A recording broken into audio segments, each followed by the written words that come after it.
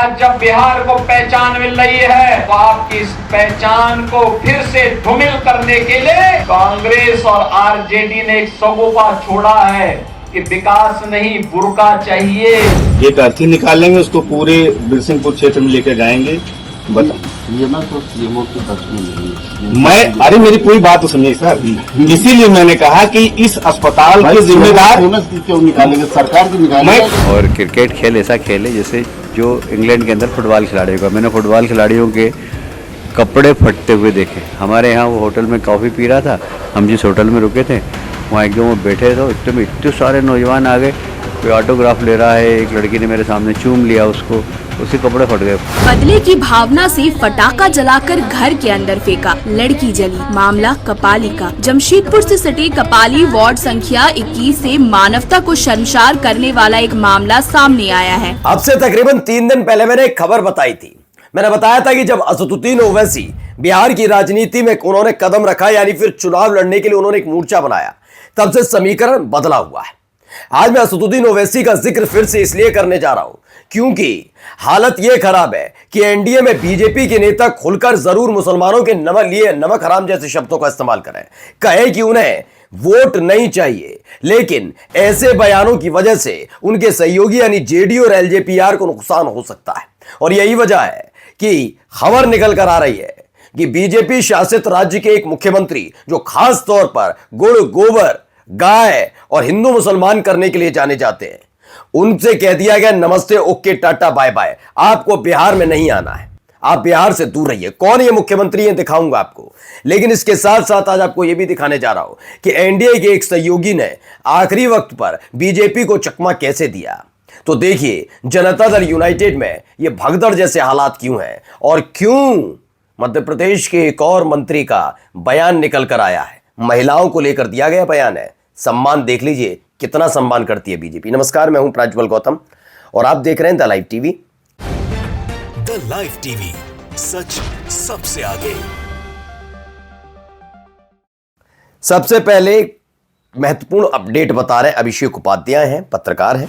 एक बड़े राज्य के मुख्यमंत्री को बिहार के चुनाव प्रचार से लगभग बाहर ही कर दिया गया है। कौन है पता लग जाएगा अभी, आप जैसे समझेंगे।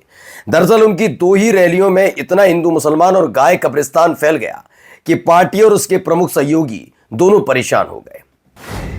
ये माचिस जो होती है ना, माचिस जानते हैं क्या होती है? ये झटका होती है। ये उपलब्धियां हैं, अभी बताता हूं आपको। ये बुर्के वाली बातें करना, ये सारी उपलब्धियां हैं। अपना वोट प्लस नहीं हो और आते हुए वोट में भी पोलराइजेशन के चलते डिवीजन का बड़ा खतरा पैदा हो गया। प्रमुख सहयोगी ने तो हाथ जोड़ दिए। नतीजे में बस 2 ही रैलियों के बाद वे बिहार की धरती से बाहर है। जानकारी मिली कि उनके दिल्ली भ्रमण में इस बात का दुखड़ा भी रखा गया है। पार्टी के सामने दुविधा यह है कि उनसे हिंदू मुसलमान न बुलवाएं तो फिर बुलवाएं क्या। खास बात यह देखिए, हर एक सरकार की एक उपलब्धि होती है, कोई ये करता है कोई वो करता है, लेकिन वो जो मुख्यमंत्री हैं, यकीन मानकर चलिए आज तक उनका विकास के नाम पर कुछ नहीं बता सकते, सिर्फ डींगे हाँक सकते हैं। लेकिन हाँ, अगर आपको हिंदू मुसलमान पर बुलवाना है तो आप क्या सोचते हैं? दिन, 2 दिन, 3 दिन, 4 दिन, 10 दिन, कितने दिन बोलना है? बोलते जाएंगे। उनके पूरे राजनीतिक करियर की इकलौती उपलब्धि यही है, बाकी कुछ भी शेष नहीं है। अब देखने वाली बात है कि पार्टी क्या इस शर्त पर कुछ रैलियां उनके नाम करेगी। खैर चलिए मैं आपको दिखाता हूं चेहरा मोहरा, जरा देख लीजिए, सुन लीजिए, शायद आपकी समझ में भी आ जाए। सुनिए। आज जब बिहार को पहचान मिल रही है तो आपकी इस पहचान को फिर से धूमिल करने के लिए कांग्रेस और आरजेडी ने एक सगोपा छोड़ा है कि विकास नहीं बुर्का चाहिए। अब समझे?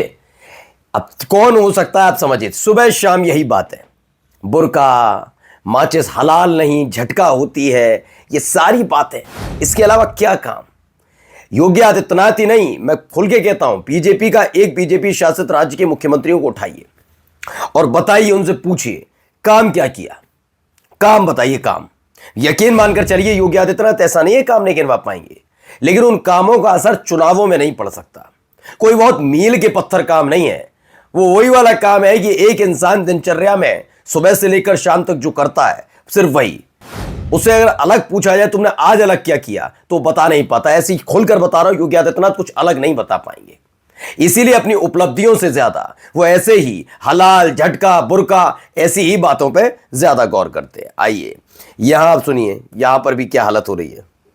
फिर सीएमएस साहब का, सीएमओ साहब की एक अर्थी निकालेंगे हम लोग यहाँ से, एक अर्थी निकालेंगे, उसको पूरे बिरसिंहपुर क्षेत्र में लेकर जाएंगे। बता, ये ना तो सीएमओ की बस में नहीं है। अरे मेरी पूरी बात तो सुनिए सर, इसीलिए मैंने कहा कि इस अस्पताल के जिम्मेदार क्यों निकालेंगे, सरकार की निकालेंगे। अरे मेरी पहली बात तो सुनिए, योगी जी की निकालेंगे। मेरी बात सुनिए सर, मेरी बात सुनिए सर, मेरी बात सुनिए, देखिए मेरी बात सुनिए, मेरी बात। हम लोग तो केवल तो यूपी के सुल्तानपुर में लोग जिला अस्पताल की बदहाली से तंग थे। सीएमओ और सीएमएस की अर्थी निकालने की बात कर रहे थे। लोग क्या, ये आम आदमी पार्टी के लोग हैं। सुल्तानपुर के सीएमओ बोले कि हमारी अर्थी काहे निकालिएगा, निकालना है तो सरकार और योगी जी की अर्थी निकालिए।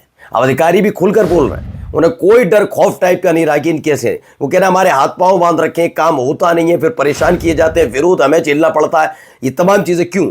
तो उन्होंने साफ साफ कह दिया हमारी क्यों, सरकार की अर्थी निकालिए। इन सब के बीच बिहार चुनाव से पहले जेडीयू ने 16 नेताओं को पार्टी से निकाला है।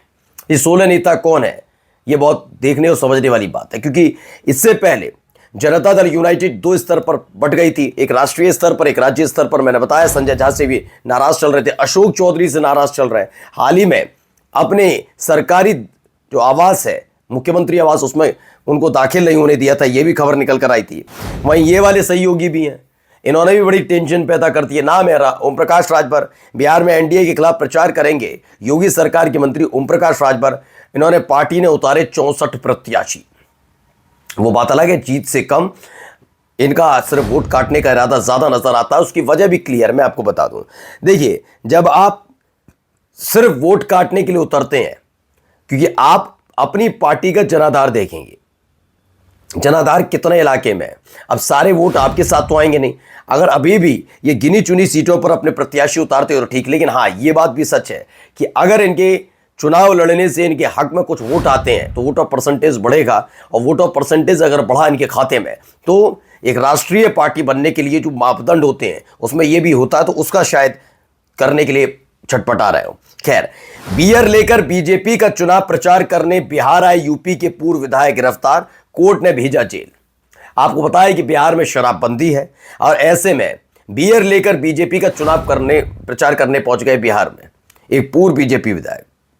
यूपी के विधायक हैं भाई साहब, कैसे छोड़ देते, पहुंच गए वहां पर, माहौल बना हुआ था, पकड़े गए, धर लिए गए, हालत खराब, अब कोर्ट से जेल भेज दिए गए, वहीं पर रहेंगे थोड़े दिन।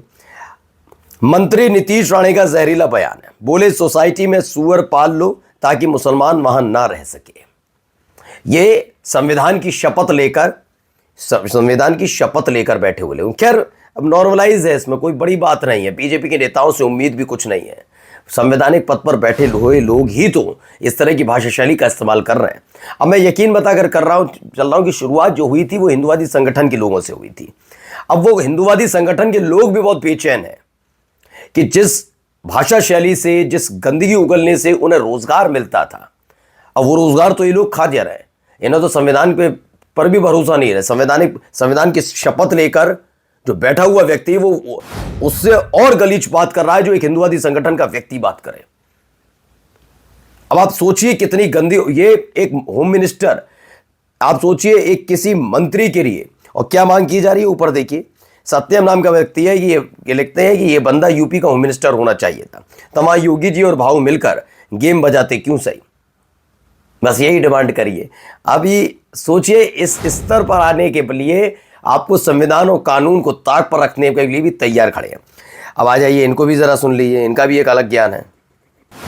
सिक्योरिटी लैब हुआ है, लेकिन कहीं ना कहीं खिलाड़ियों को भी प्रोटोकॉल का ध्यान रखना चाहिए था, उन्हें सिक्योरिटी। हाँ नहीं, मतलब देखिए कोई सा भी खिलाड़ी हो कहीं पर भी जाता है, जैसे हम लोग भी बाहर जाते हैं तो कम से कम एक लोकल आदमी को तो बताते ही हैं। खिलाड़ियों को भी इससे मेरा ख्याल है कि ध्यान में आएगा कि अब भविष्य में हम कभी भी अपना स्थान छोड़ें तो हमारी सिक्योरिटी या लोकल एडमिनिस्ट्रेशन को बता के निकलें, क्योंकि क्रिकेट खिलाड़ी का बड़ा क्रेज़ है और क्रिकेट खेल ऐसा खेल है जैसे जो इंग्लैंड के अंदर फुटबॉल खिलाड़ियों का। मैंने फुटबॉल खिलाड़ियों के कपड़े फटते हुए देखे। हमारे यहाँ वो होटल में कॉफ़ी पी रहा था, हम जिस होटल में रुके थे वहाँ एकदम वो बैठे थे, इतने में इतने सारे नौजवान आ गए, कोई ऑटोग्राफ ले रहा है, एक लड़की ने मेरे सामने चूम लिया उसको, उसके कपड़े फट गए। फुटबॉल का बड़ा फेमस खिलाड़ी था, मैं नाम भूल रहा हूँ इंग्लैंड का।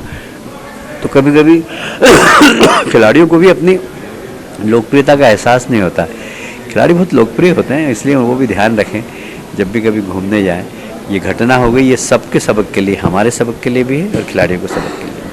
तो ये सुनिए, इन्होंने ये बयान दिया। ठीक है, आइए जाते जाते जरा एक खबर और दिखाने जा रहा हूँ। बदले की भावना से फटाका जलाकर घर के अंदर फेंका, लड़की जली। मामला कपाली का। जमशेदपुर से सटे कपाली वार्ड संख्या 21 से मानवता को शर्मसार करने वाला एक मामला सामने आया है। तो ये खबर क्या है? खबर झारखंड के जमशेदपुर कपाली की है। दिवाली की रात एक मुस्लिम महिला ने कुछ युवकों को गाड़ी के सामने पटाखे जलाने से रोका। बदले में उन्होंने उसके घर की खिड़की से जलता हुआ पटाखा फेंका, जिससे घर का सामान, बिस्तर और लड़की के कपड़ों में आग लगने से वह हल्की जल गई। ये मन गई दिवाली। नमस्कार। द लाइव टीवी, सच सबसे आगे।